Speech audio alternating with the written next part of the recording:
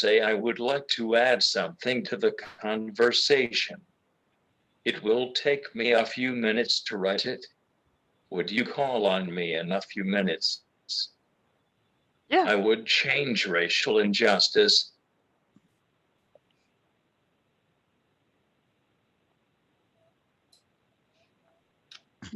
Thank you. Thank you, Mark.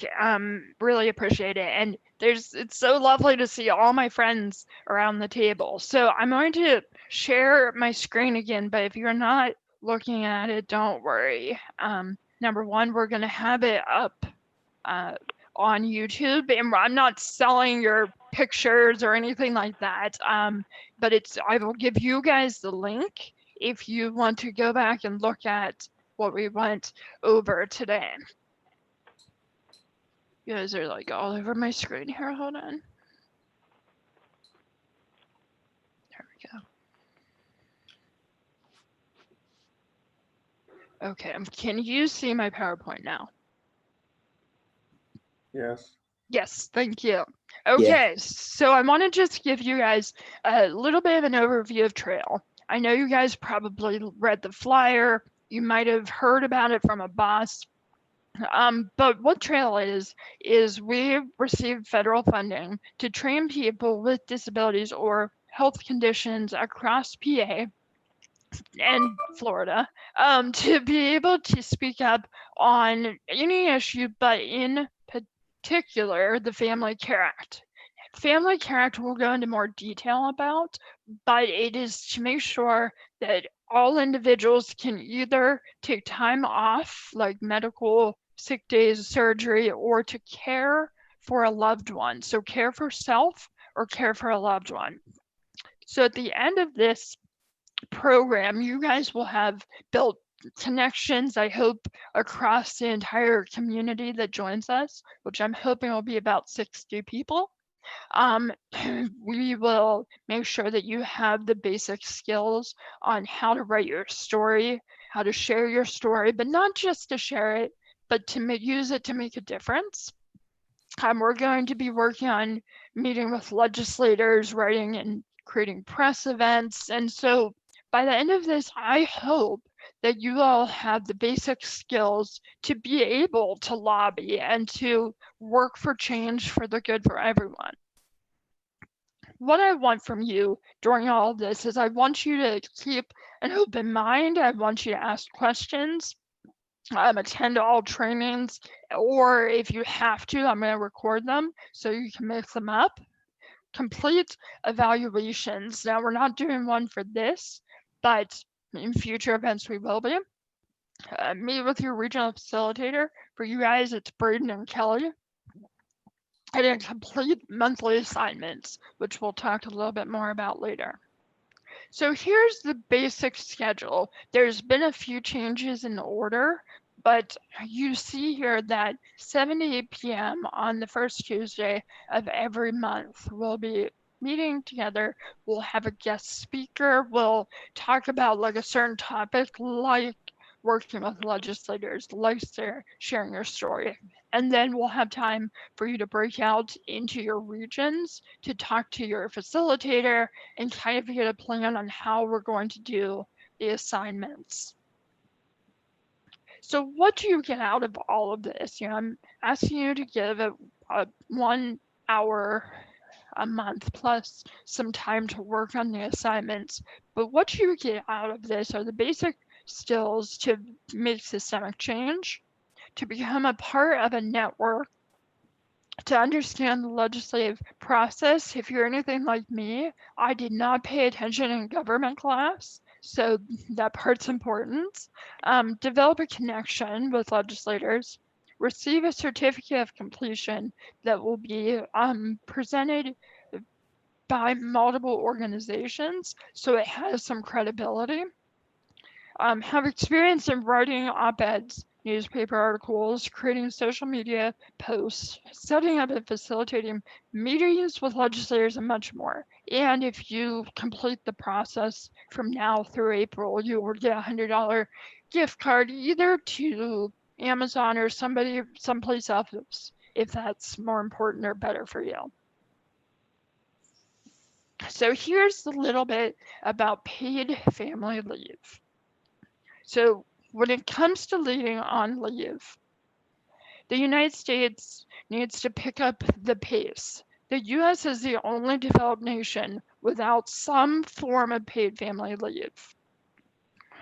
So what that means for all of us is that every other country that is developed has something that allows them to be able to take time off to care for their family, for their loved ones, or themselves. We do not have that. But something really exciting that's come, unfortunately, because of COVID, is this has become an issue that both Democrats and Republicans support. They know this is important. Both Trump and Biden have talked about this issue.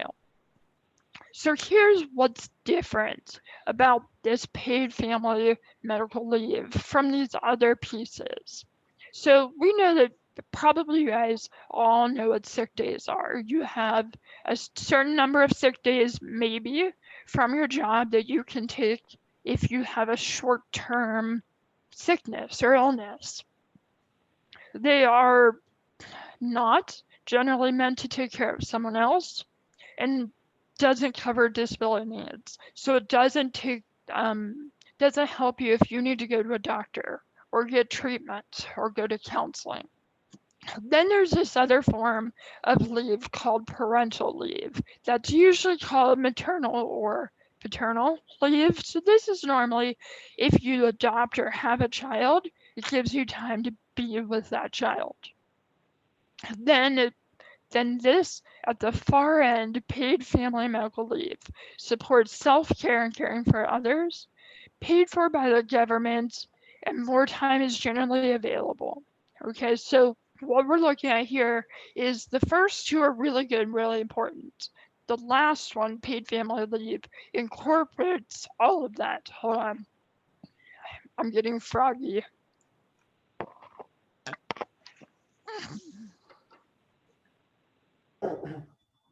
Okay, so you probably have heard of FMLA.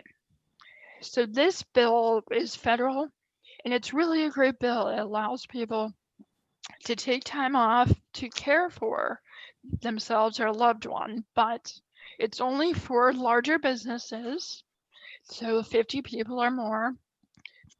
It's only for 12 weeks, and then it also is unpaid, but it protects your job. So if you need to leave for an extended period of time, you are promised to have a similar level job when you return.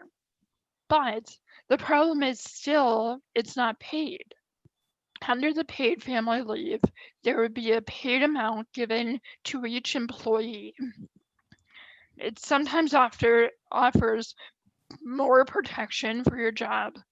It applies to businesses of all sizes, and the time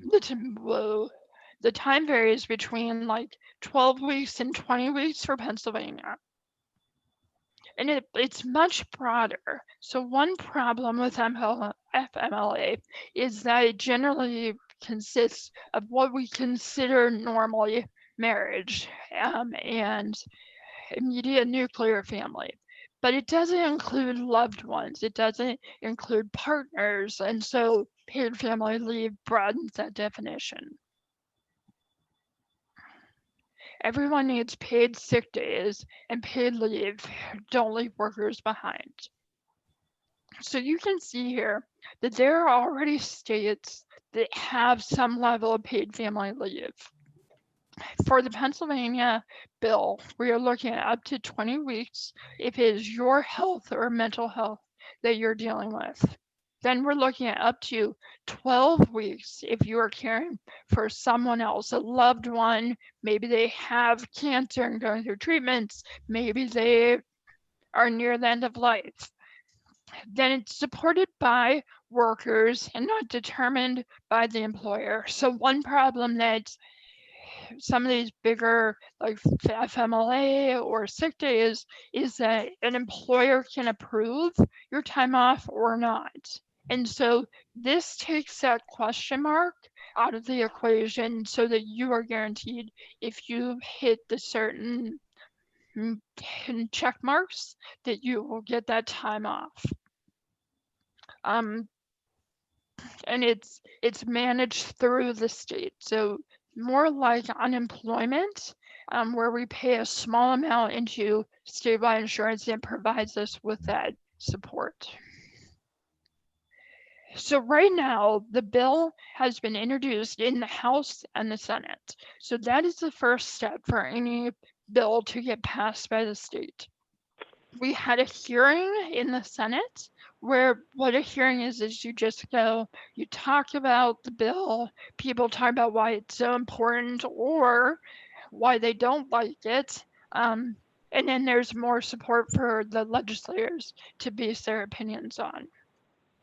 Both bills need to be voted out of committee. That is really important because that will then allow it to move forward.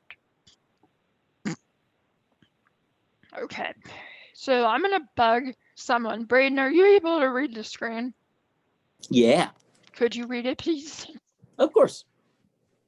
78% of Pennsylvania adults favor establishing a statewide program, regardless of gender, age, educational attainment level, household income, marital status, parental status, multi-generational households, and employment status. 56 of employers favor creating a statewide program to provide paid family/medical leave to employees, with 2/3 of employers reporting that they currently are unable to offer paid leave. Thank you. Thank you. If I take these voice breaks, it helps a little bit. You're good. You know, you guys evidently stressed me out, and so now I can't speak. I have this thing called like stress-induced laryngitis. It's real weird. It's terrible, actually, but that means you guys are really important and special. Okay, so this shows you that most Pennsylvania folks are in support of this, and that employers like this structure because it's a very small 0.5% income tax, which the state would provide, so the employers, especially small businesses, don't have to try to save money for sick days. They're not trying to also pay sick days plus having someone fill in. So that is really important to small business.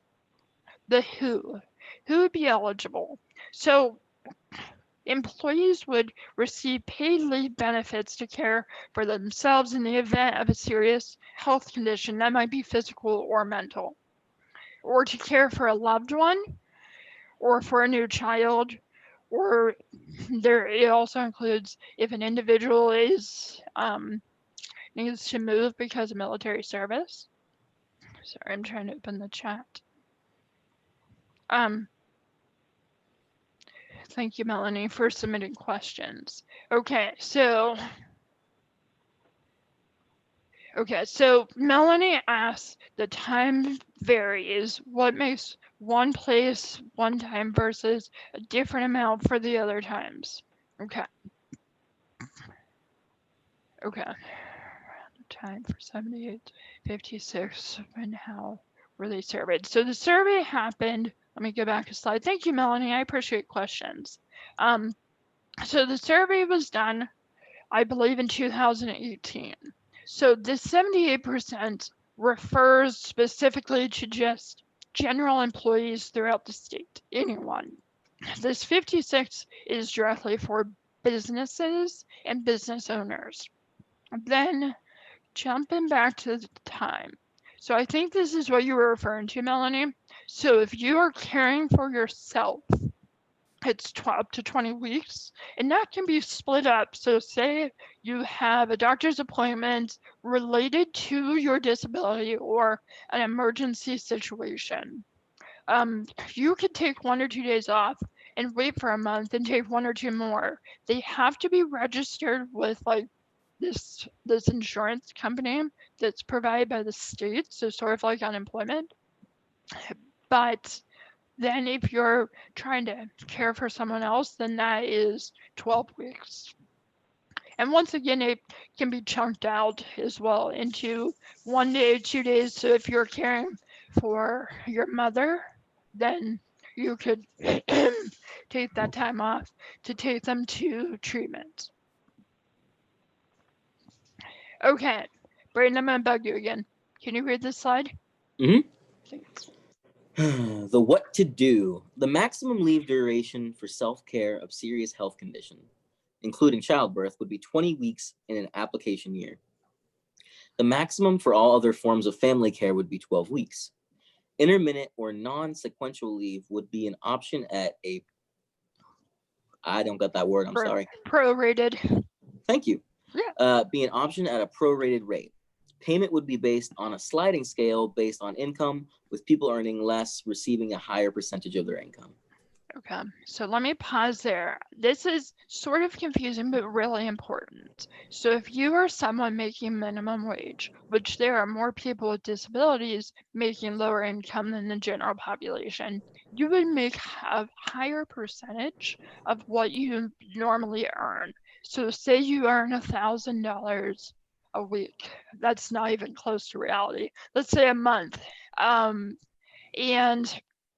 they you would probably get close to 90% back. So like $900 a month versus someone who maybe earns $4,000 a month would maybe only get half of that back because they need less to survive on the basics. Okay, I'm gonna pause there. Are there any questions? Hi. Hey. Can I ask a question? Yep. So, you're throwing all of these good things out there about it, which are all really great things.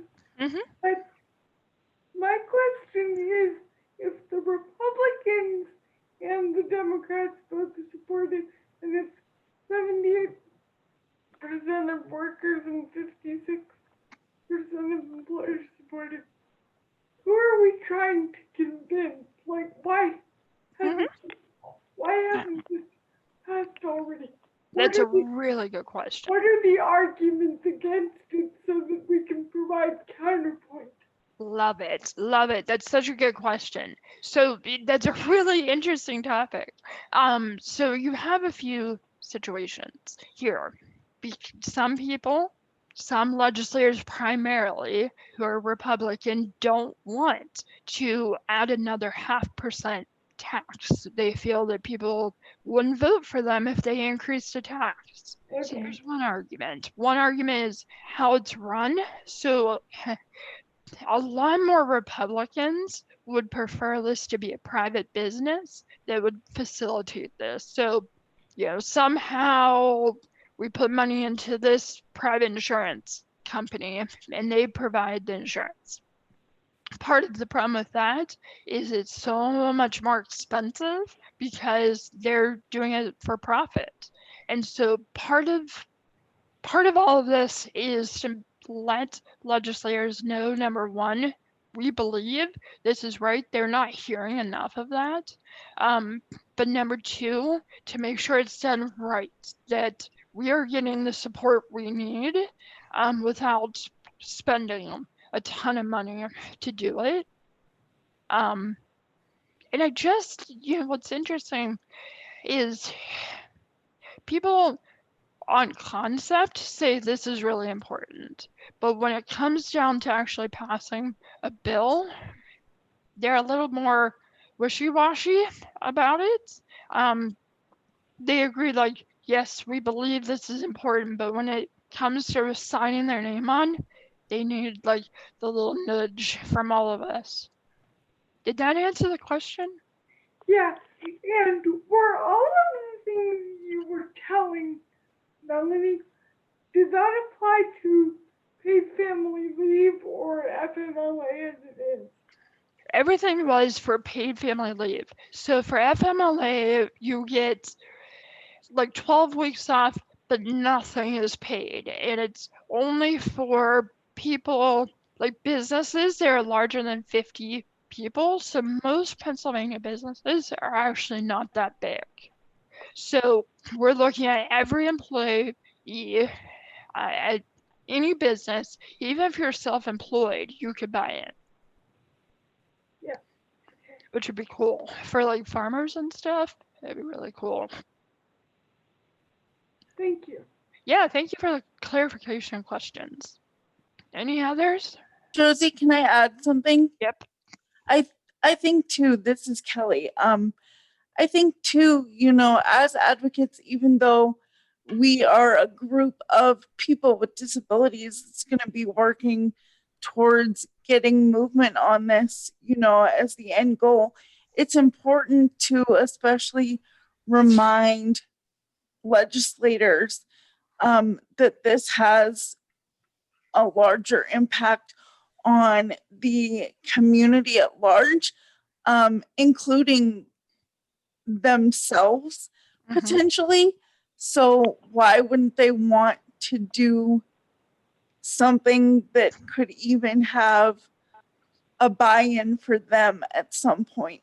And I think a lot of, in my experience with some legislators, they have these blinders on of, oh, certain things are never going to happen to me, or I'm never going to be in that group because I have this amount of money, or, I'm of this social status. And you just have to remind people, that this could impact you at any point in your Mhm. life as well.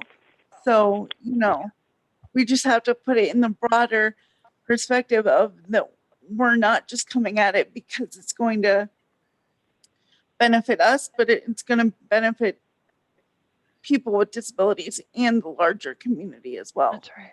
That's right. Thank you so much for adding that, Kelly. Disability is one of the few minority groups that you can join anytime. And I think that legislators don't really necessarily think about that possibility. And even one of the individuals on the East Coast regional welcome event said, well, I won't be caring for anyone. Why would I need this? I said, well, did your parents ever take time off to take care of you or take you to the doctors? And he's like, yeah. And I was like, that would have been it. And the cool part for businesses is that because they're not paying for it, they can then use that money to pay for someone else to do that job temporarily, which saves so much for struggling businesses right now. Any other questions? You ever see the insurance policies that any politician has? Like what they're provided? They got the best insurance policy in the world, That's right. covers pre-existing conditions. They don't worry about that. Yeah, If it happens to them, they are covered. It's you so are right. balanced. Yes, It's so unfair. that's right. You're right, Paul. Thank you so much for bringing that up. So maybe they themselves might not be thinking about it, but they might be able to relate with a family member or their parents or a loved one. But the fact that we as people with disabilities make up the largest minority group in the states, in the country, in the world, should mean to them that constituents, people in their district who are voting for them, would be directly helped by this. I would agree to that, Josie, because that's exactly what we want them to hear. As we That's all right. know, they have better things than we do, but the people that support them, that put them in an office, don't have that. So we have to help them understand that we're giving them ammunition to be able to go out and say, this is what I am doing for the community at Yep. large. That's right. And one cool, tricky part of this whole thing is we're going in to an election, and all House members are being reelected. Half the senators are. And so if this is something that they can use to get votes, that's really helpful for them. So this is the time to feed them this information so they're willing to step forward. Okay. Thank you guys so much. You're saving my voice so much. Right. Okay. Did you have another question? I I really appreciate this opportunity, but I know what you said about we're going into election. The elections in November. We will have barely scratched the surface by then, because it will only be 2 months into the course. So what can we do in the meantime? Okay, I will hold that and get to it because you have the right questions coming my way. And that makes me so happy because it means you're thinking about this and you're like ready to kick some butt. So let me answer that in like 3 minutes. Okay, Okay, cool. cool. Okay, Braden, can I have you read this? Huh? The how. All employees would pay a 0.5% income tax to support the state family and medical leave insurance fund. To use paid leave benefits, an individual must file a claim to be approved by the PA Department of Labor and Industry. Employee must provide advance notice of schedule leave, with some exceptions for emergencies. Thank you. Thank you. So once again, it's not just an open door. There are some requirements on time ahead of time to get approval. There's some limitations, not a ton, but emergency care, medical attention for disability, those are prioritized, and that can include mental health support as well. Okay, impact a paid family medical leave. This helps all businesses, all employees in all regions of the state or country, for all family members or loved ones, for all healthcare needs. What would it mean to have paid family leave in PA now? Workers would have access to paid leave if they were sick with COVID-19 or had a family member they were caring for. Frontline staff would have support if they were sick.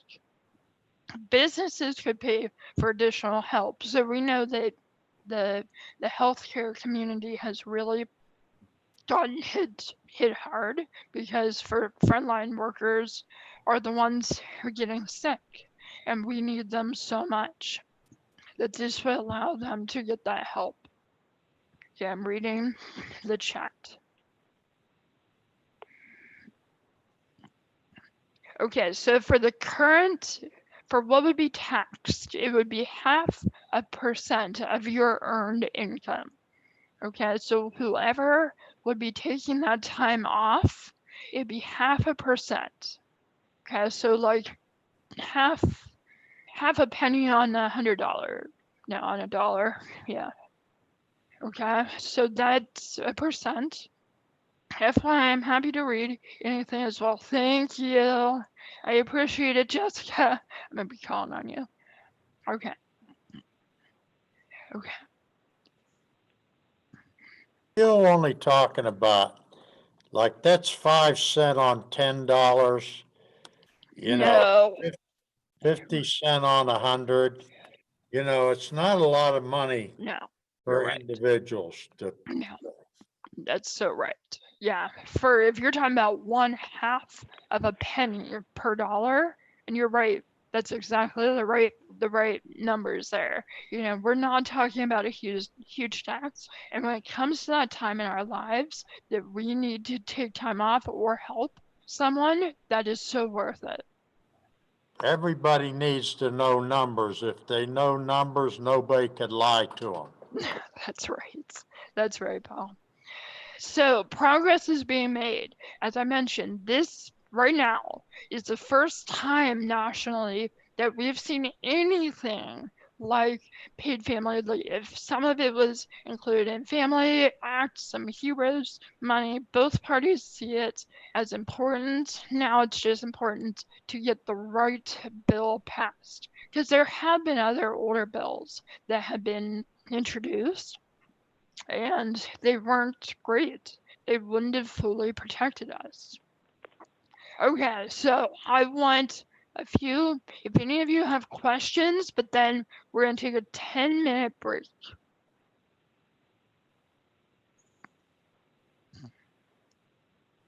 Are there any questions? Could you I, explain, could you okay. explain when you said about people getting time off, you say they get paid half their salary, like half of a dollar or something like that? So, Aaron, that's a good question. So, the less you make, the higher percentage you would get back. So, if you were just making like minimum wage, you'd probably get 90% back. If you were making multiple hundreds of dollars, hundreds of thousands, whatever, then you would get maybe less, like 50%, because we know that that foundational money is what's vital to be able to survive. So it kind of varies. I could get you the equation if you want it. Sure. Okay. I love the intense questions. I could use a pound of 50s. If somebody figures out a way for me to get that, we'll leave everybody here to do this job. We'll go to an island and let somebody else worry about it. That's so true. You can't deal with me without laughing at least one time. That's so true. Hey Josie, I have Mhm. for clarification. Mhm. So you said that 0.5% would come out of the individual, or would Mhm. it, so the individual themselves would be paying towards the money they get back. So I don't understand what the problem with all the politicians would be then if it comes directly from the individual. Like that's a great thing. That is a great thing, but I don't understand why if that's what you're getting at, why hasn't this passed already? Lauren, my heart goes to you. I love you. Because anytime, like just saying my representative would vote no, because as a Republican, he said he would not increase taxes. Straight out, doesn't matter why. And But so, you're not. You're not. You just said that. well, it's 0.5% on what you earn. Okay. So it's not what they pay you, it's what you earn. Okay. And Okay. so even though it's so minuscule, it's still an income tax. Okay. I see. Yeah. Thank you. Yeah. I have a question. Mm-hmm. I suppose there's no way that we can guarantee that tax will be flat. I can totally see someone in opposition making the argument, oh yeah, it's 0.5% now, but something's gonna happen and they could blow it up. And what do we say to that? So you're saying that somebody might say, well, it's 0.5% now, but what would change? Like, couldn't we just bump it up?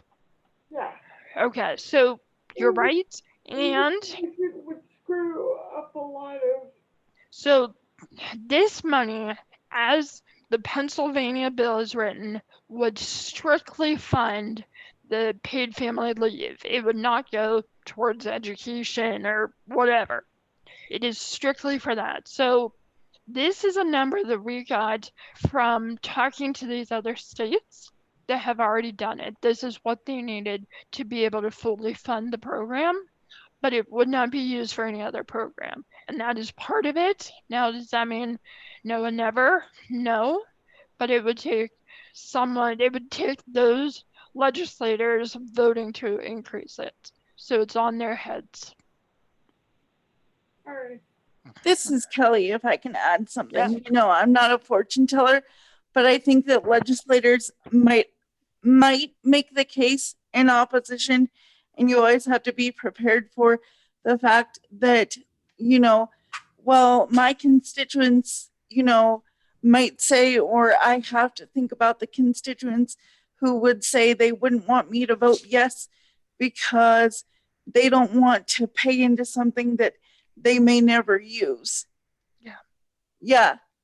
There's always going to be those people. Why am I paying into something that, you know, I might never use? That is always going to be a fallback. Mm-hmm. Yep, that's right. And you don't like you can't time when you're gonna get sick. You can't Exactly. time when, your mom or dad needs you, or you get cancer, or crap hits a wall, And so, as you Can said, I, most of us are not psychic. And I so having that is important. Go ahead. Josie, it's Lester. I'd like to add something to that. Yeah. When they say I may not never use it, we have to. That's where we're all blessed to be in this place called America, where Yeah. we're gonna not only be selfish, we're not gonna be selfish. We're gonna think about our other mankind. You may never get a chance to get that use that money, and that doesn't mean that it won't be a good thing for everyone. And Right. if you don't want to if you're going to say, I don't want to do that because it's not impacting me, it's showing you want to make sure that they understand that that's showing that, hey, you're not truly thinking like as an American, where we're saying we're taking care of not only myself but my brother. So we are being my brother's keeper. Yes. Yes. Hmm. Thank you, Lester. Agreed. Now, we are in somewhat rural areas, and there are people who are Democrat, people who are Republican on this. And I don't want this discussion to be straight along party lines. It's about compassion. It's about caring for your brother, your rights, and trying to support small business. And so I want to make sure that we stay out of the political weeds per se, because we need to be able to go to Democrat, Republican, Independent, whoever, and say this is why it's important for you and for the people you serve. Okay. You know, Yeah. okay.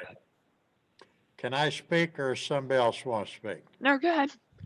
You know, I love my country more than I think anybody in this country loves my country.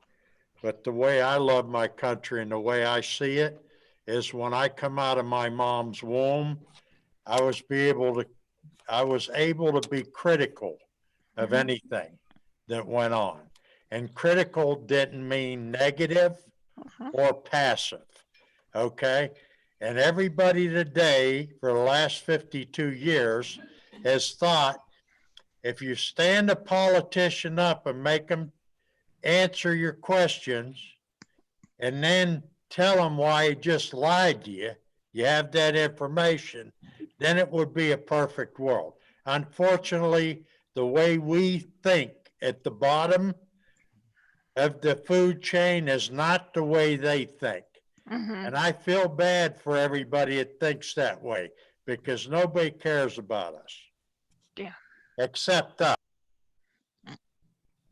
And let me add to that, Bob, that I think that they would care about us if they knew us. And that's such a huge piece, is that this population, our community is not talking to legislators. And so legislator could go through their whole career voting on stuff and not knowing us. I see you, Laura. Sorry. No, you're fine. Yeah, but see, they work for somebody else. They don't work for us. Every time they say that it's for the people, it's for the people that run them, not us, the people. If the 99% stuck together, they'd be the most powerful force in the world, not just America. Because everybody that got money in America got it through us. We control their destiny if somebody just come along and led us the right way. Mm-hmm. Okay, anything else? We're going to take a 5-minute break. Yeah, this is Paul from Washington. Yeah. I have one thing to say. I'm a frontline worker. Yeah. And it just so happens that I work in a grocery store and that. Mm-hmm. And starting last week, I went ahead and got money on my paycheck towards the COVID-19. And they're going to do that for I think every week up until, well, sometime in October. Okay. Let me put it another way. Maybe not every week, but they're going to do it so often until October. Now, whether that comes from the federal government, state, or just the company I work for itself, I'm not sure. Sure. Sure. Thank you for sharing that. And thanks for your continued work so we can all have food. Okay. Anyone else? Okay. So we're gonna have a break until 2:15. Okay, and then we don't have a whole lot more after that. We'll talk a little bit about the program, what's next, which is what I think Laura brought up, and we'll go from there. So 5-ish minutes. Okay, bye guys. Don't leave. I'm just putting my camera off.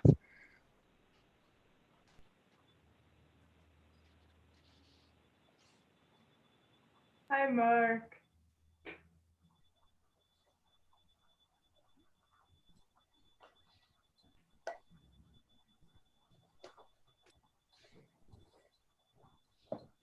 Hi, Laura. Hi. How are you? I'm doing pretty well. How are you? You're still your crazy self? Yes. How long have you been working for Voices? Almost a year in October. Nice. I saw your name. It took me a minute. I had to look and see if it was you. Yeah, I'm still here, still loud, and still nuts. That's why we love you, Laura. Hi, Max. Hey, Christine, how are you? Good, how are you? I'm alright, I'm good. So you are, where are you at, I'm at Dawn Disability Arts Network. I work in the Greensburg office now. Max? Nice. What do you do? Me? Yes. I'm in grad school for sociology at IUP. Yeah. I just started my second year of that last week, so that's that. Yay! Yay! And another news, Cluster friended me on Facebook like 2 weeks ago. Oh, Cluster. So I'm pretty freaking happy about that. That was always entertaining. Yeah, he was. Are you still in touch with Janelle? Yeah. I'm supposed to go up there, but I don't have a vehicle right now, so yeah. That sucks. You don't have a vehicle right now? No, it's broken. I gotta get it fixed. Like your accessible vehicle? Yeah. How long has it been in the shop?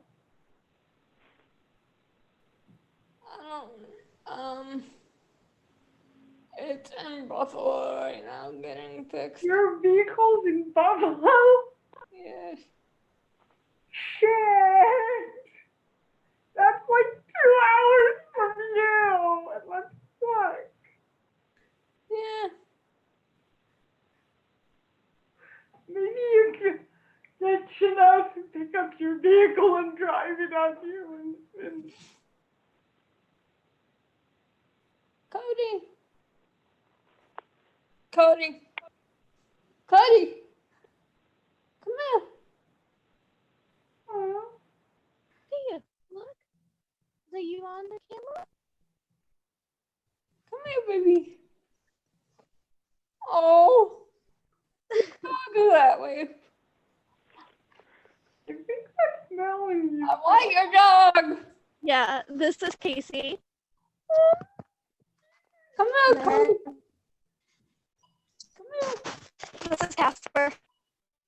Come here, baby.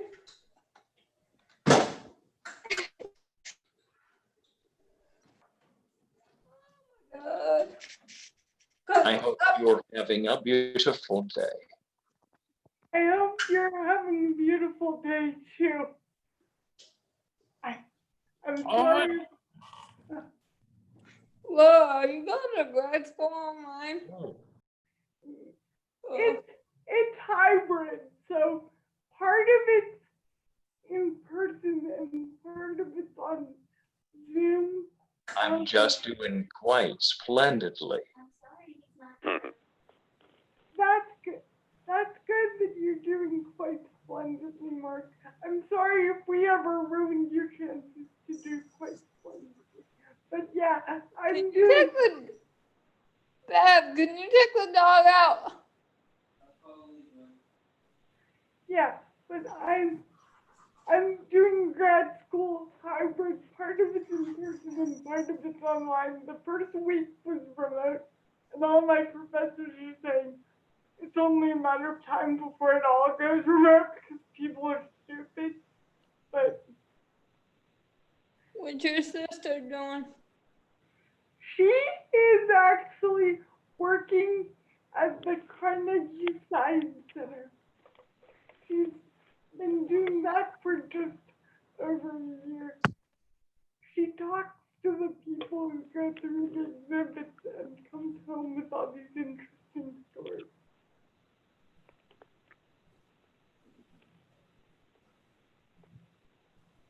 How's Addison? She's good. She's getting good. Is she still cute? Yes. Yay! 8. What? What, little boy? What? How many of you are animal lovers? I've already shown off the dogs. Yay!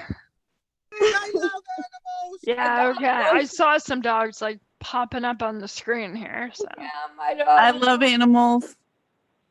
yes, we all know. I think we have a good critter crowd here. That's good. My dog likes to slink on my keyboard when I'm trying to type. Yes, I have a cat like that. We are break.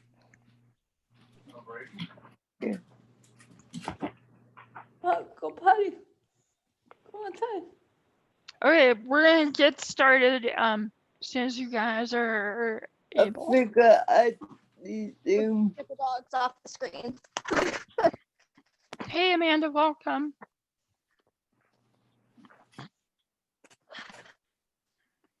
Okay guys, can you see my screen again?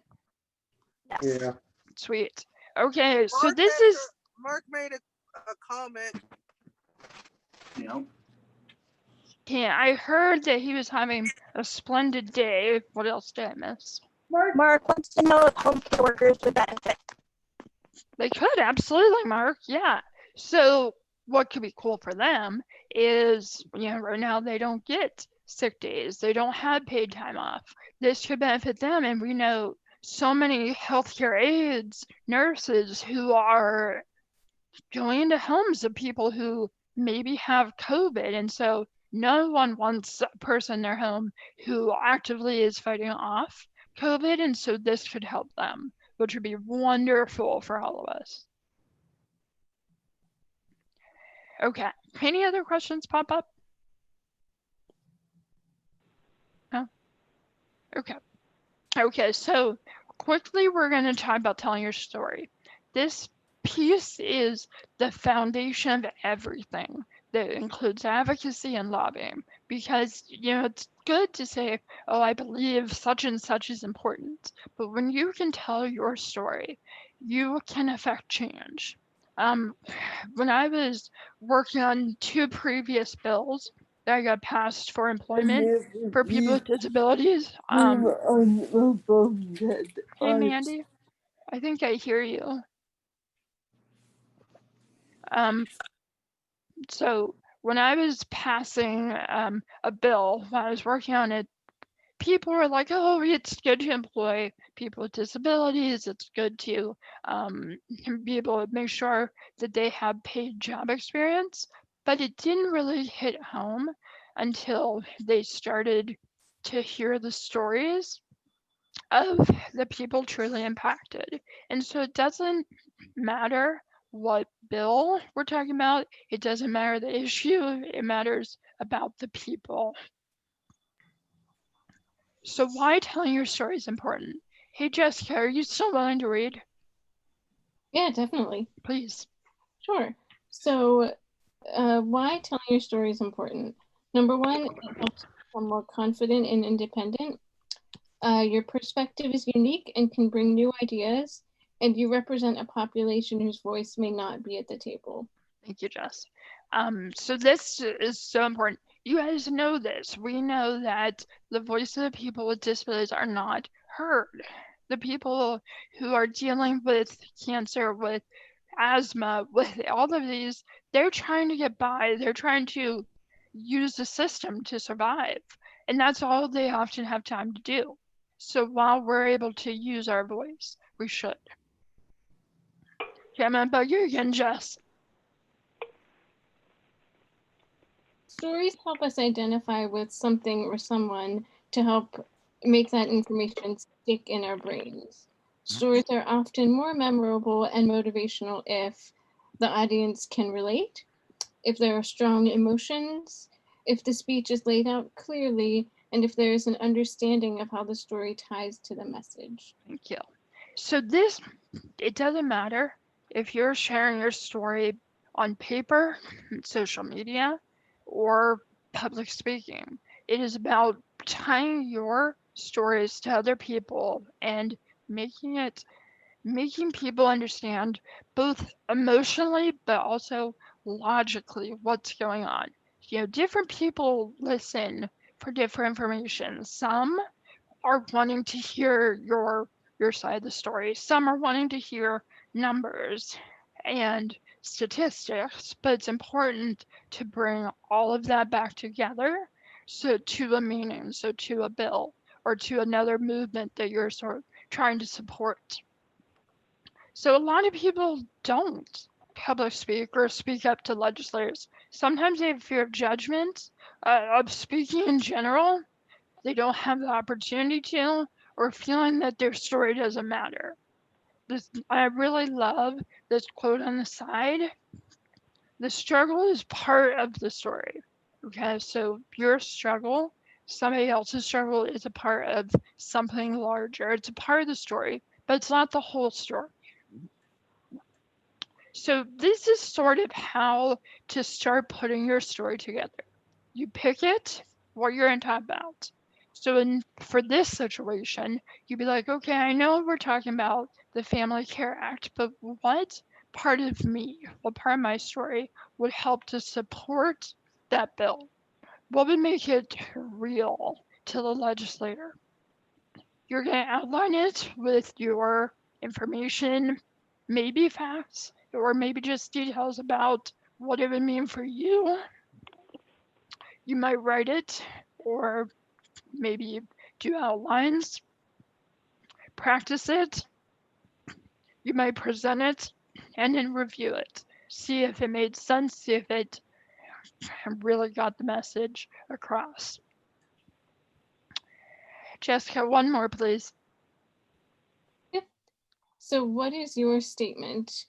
You want to identify concerns for you or your family. Use your goals to help identify these concerns. Of these concerns, you want to identify issues that may be of concern to others, and then you want to choose an issue that you want to work on. This issue should be of concern to you and others, and something that you believe can be changed. That can be changed is so important because this bill in itself is an answer to so many people's problems or needs. And something that should be tangible, that you can go to someone, a legislator, and say, here's a problem that I've had, that my family's had, that other people have, and here's a possible solution. So sure, vocalizing concerns or problems is really important, but you'll get a lot further if you also offer up solutions. So different stories may have different subjects. So you're in the middle of all of this. It might be about your health, about dating and sexuality, about education, employment, transition, or stigma. Hey, Braden, could you read this slide? Yeah, sure. So what's your story style? So there's different story types. There's an advocacy story, which motivates others to take action or support a cause. You could have an awareness story to inform others of an issue or a concern. You could have a campaign story to promote an event, group, etc. Or you could have an educational story to provide information on a specific topic that you know a lot about. Thank you. So probably this story that you're going to tell is about like a little bit of all of these. Some of it is truly just about teaching legislators what's going on. Some of it's about pushing for change. Some of it's just informing on an issue that they might not even know is a problem. And then, of course, to promote a change or difference. So, what's your swag? Do you want to be serious, funny? It's probably a mix of all of those. You know, I find that I connect well with humor, but that might not be your swag. So, making it you and making sure that your message gets through with the method that you're using. The significance. What makes this presentation unique but still relatable? So you want to make your story stand out so that that legislator can look at you and remember your story. But you want it to not be so different that they're like, oh, that's a problem that only she had. You want it to relate to others. Braden, another one, please. So prep time. For your outline, you have to state the point of your story and list the details to include, identify additional information to include, describe what you want the audience to know or do after your presentation. And you got to write it, introduction, main point, key points, and connect back to the main point. Summarize, what do you want them to know or do in your conclusion? And then review, edit, and practice. Thank you. So when we're talking about this, the first step is not that I'm going to make you all write an essay. I am asking you guys to start writing your story, okay? And I'm asking for a few paragraphs. So I'm not asking for something huge. And I also would like you to write a paragraph about yourself. Hi, my name is Josie Badger. I'm from Elwood City right now. This is what I do.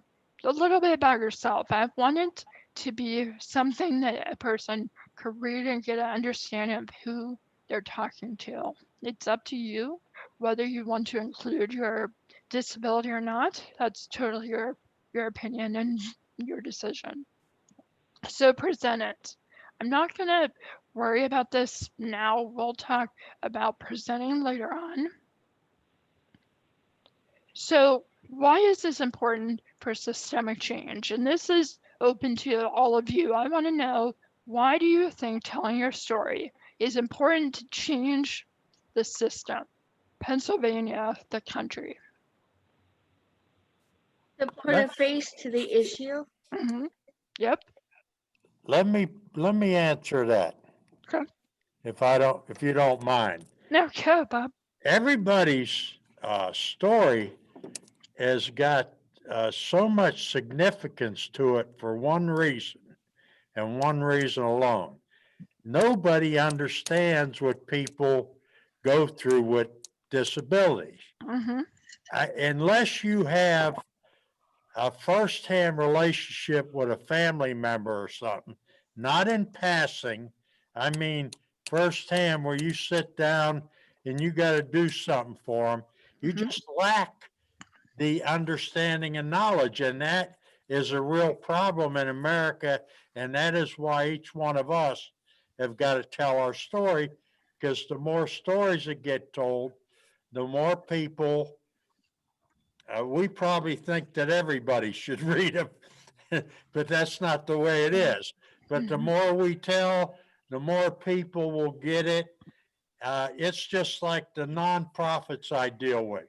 15 years ago, instead of hiring people off the street to do the jobs in the nonprofit, they hired college kids, juniors and seniors that needed to supplement their income.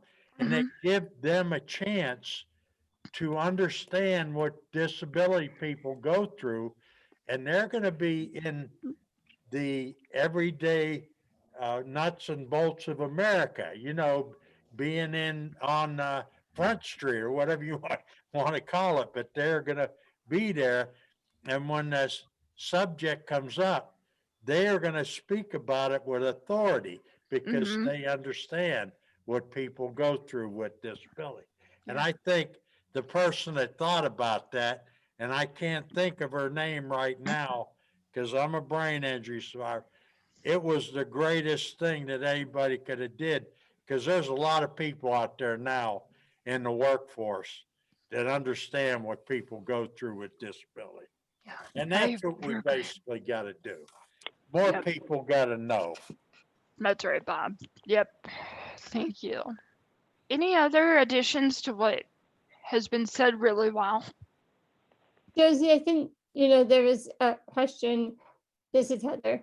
There was a question earlier about why is nothing happening if these statistics and the polling overwhelmingly shows that people are in support of this. And I think that's really where the storytelling and the sharing your experiences come into play. It bridges that divide for the legislators of, okay, yes, the polls support it, but here are some personal experiences that show why I need to actually do something about it too. That's right.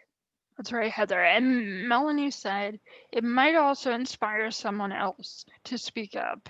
If you share broader, you may connect with someone like you who doesn't know anyone else like them. And that's so true. Or you might make someone think, oh, actually, I do know someone that deals with this and brings it home. Yep. Anyone else? Yeah, I find a lot of people that don't find anybody else like them as kind of the veteran population. Sure. And I think that's because they're possibly like more secluded about their incident, so they don't attempt to reach out. Yeah. So they need a little bit more advocacy because, or like a little bit more of a positive push for them to speak out about things that they may need, as far as, you know, companies being able to follow the guidelines from ADA and stuff, just because of they feel almost like disregarded. I just dealt with a situation actually like that up here in Erie, where a consumer of mine's a veteran, and he didn't know who else to reach out to, and he was struggling with just going to get his hair cut because of wheelchair access for a ramp for a sidewalk. Yeah. And it was just kind of like, that's just, you know, it's, I think a lot of people in Pennsylvania don't really realize the amount of veteran population we have up here. And there are a lot of vets with, you know, things that have happened to them that have caused them to need services and stuff like that. Yes, absolutely. And just knowing that there's someone else out there can bring you the sense of identity, can bring you the sense of you're not alone, which is so important. Yeah. Laura's been raising her hand. Oh, I didn't know that. Sorry, Laura.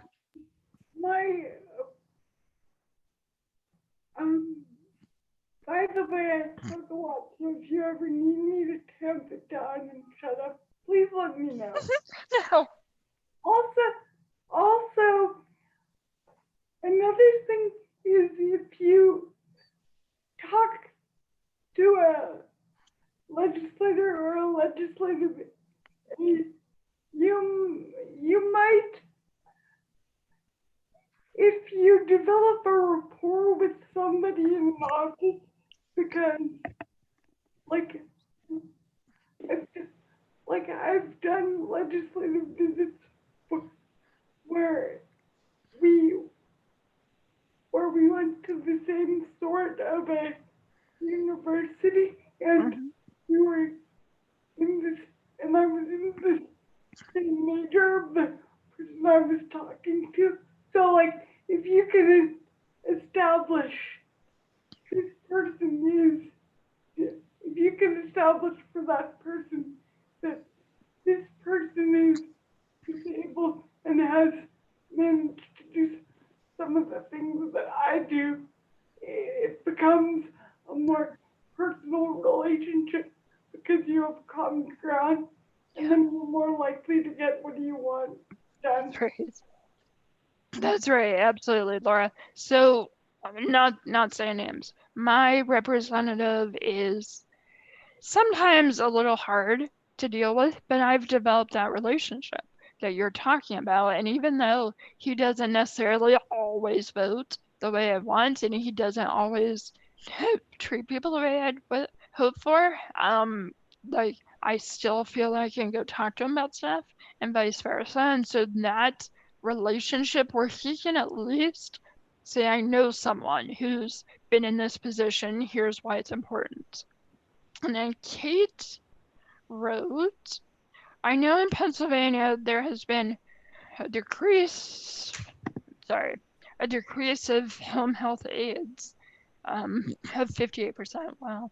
In the past 2 years or 2 months, the workers have moved to jobs where they can get benefits such as the bill that we're discussing. That is a really troubling statistic. And you're right. So many of my care attendants have left, and I can't blame them. They leave because they need benefits and a livable wage. Yes. And another comment, I also know there is a discrepancy between qualification and pay for home health. Yes. True story. And these skills that we're helping you all get through this can help you address those issues. Okay, I have just a couple more slides. Okay. So we got through that. So now it's your turn. If you decide to continue along this course, there are handouts I've emailed to you, and I will email again. So they are to help you frame your story. I would encourage you to take the time to work through them. You don't need to write them out. You don't need to do them, but I would encourage you to look at them. They might help you to frame your story. In October, we will be taking those stories that you all are going to be developing and formatting them to be a way that we can share different ways through letters, blogs, emails.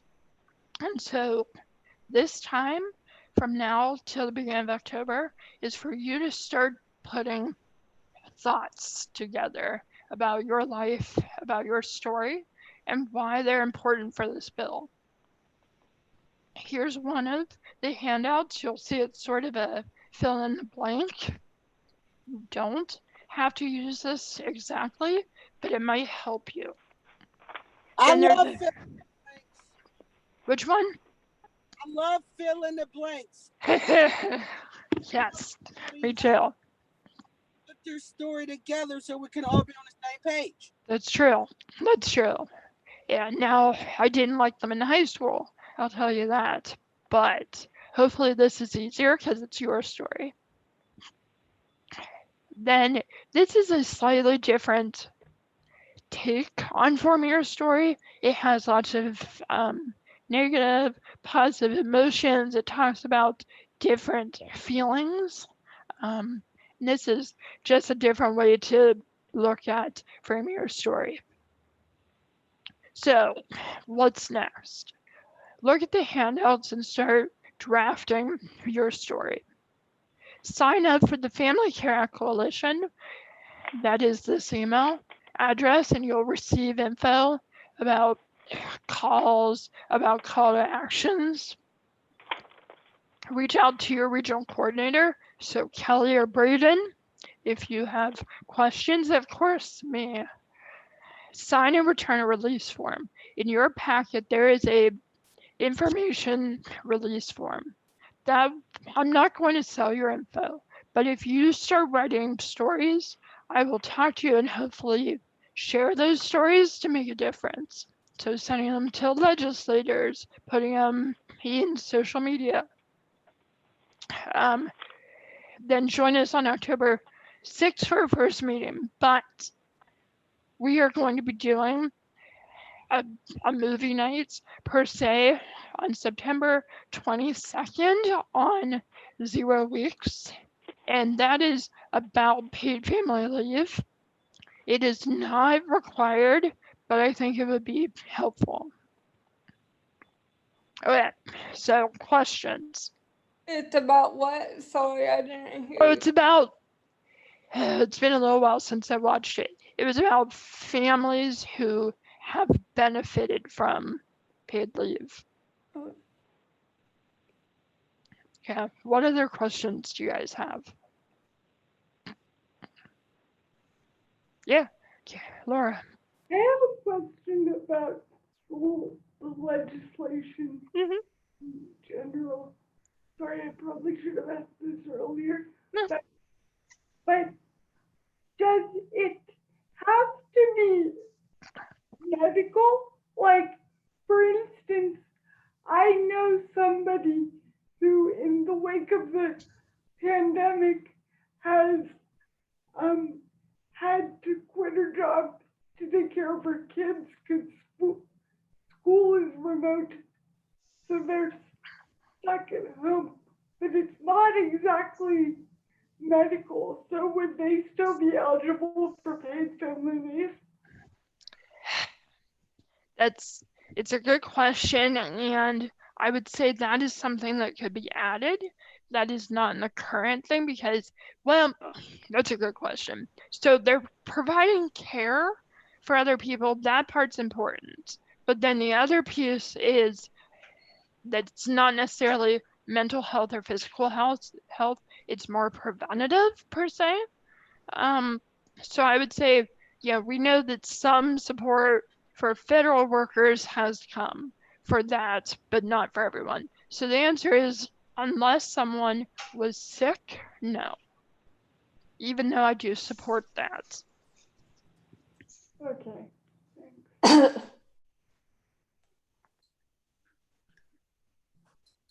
Bless you. You okay?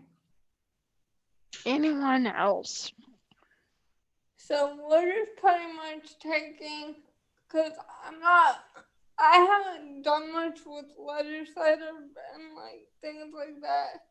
I'm not too familiar with politics and legislative. So I think this is a great way to open things up to that because some people don't know about that type of thing.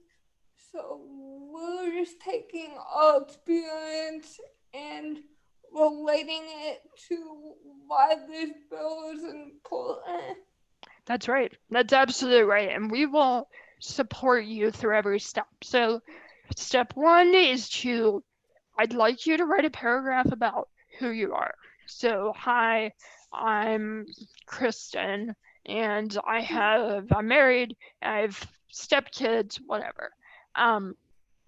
But then I want you to write a few paragraphs about why is this important? Why is paid family medical leave important or could have been important in your life? So that's it. You don't have to worry about the bill number. You don't have to worry about anything else. Just your story. Okay. I'd like to add something, Joseph. Yeah. Yep. As a individual who's grown up in a family that advocates speaking to legislators, I want everyone on this call to know when you go in there talking, you will be the smartest person in the room on this stuff. Yes, So you will. you take advantage of this. Everyone here I see on this call, you're a leader, you're a fighter, you're one of the individuals that is going to change the world. You people right here, everybody that I see here, I want you to know how powerful you're going to be. Josie is actually giving you the blueprint to take what you guys do every day in your natural life and make an impact for others. A lot of you people right here are not even looking at this. I've been paying attention and listening. Ain't even looking at this selfishly. You're looking at this as how I'm going to make it better for others, and you know how it's going to be able to impact me too. So when when Josie is laying a game plan for you guys, so when you go in there, you're going to be the smartest person because of the things that how you're approaching it. So you're going to come in there. I want you to go in there with confidence. Pick your head, have your head held high. Don't be afraid to make a mistake. Don't be afraid to be yourself, and don't be afraid to say, I don't know, but I will get back and find out that answer you're looking for. But you people will be awesome.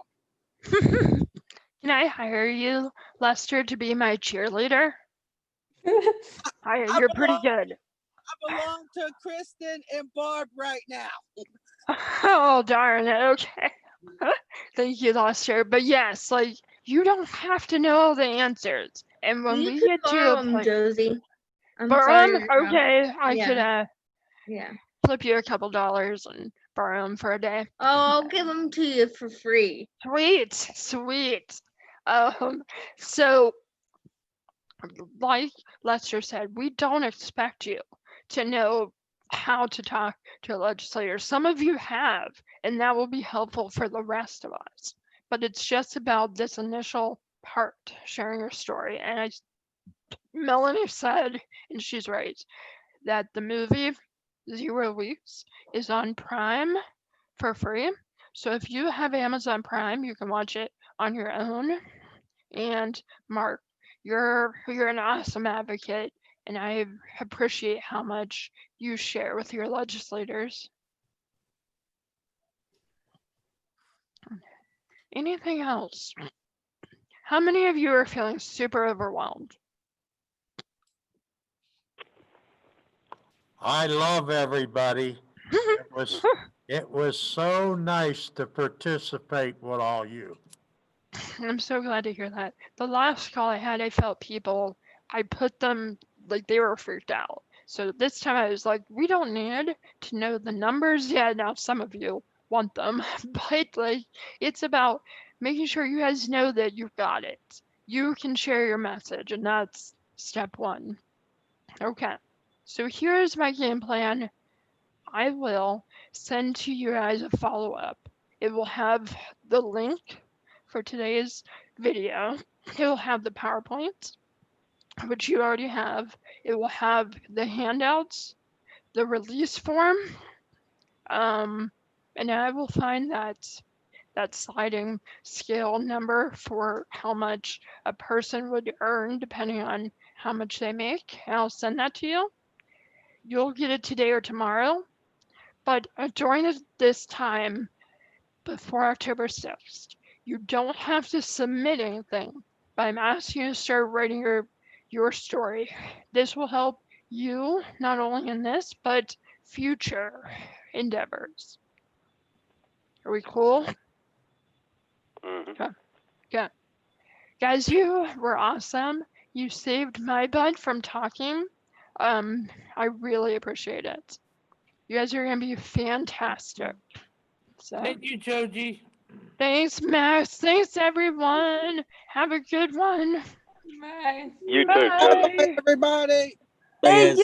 Josie. Thank you. Thank you, everybody.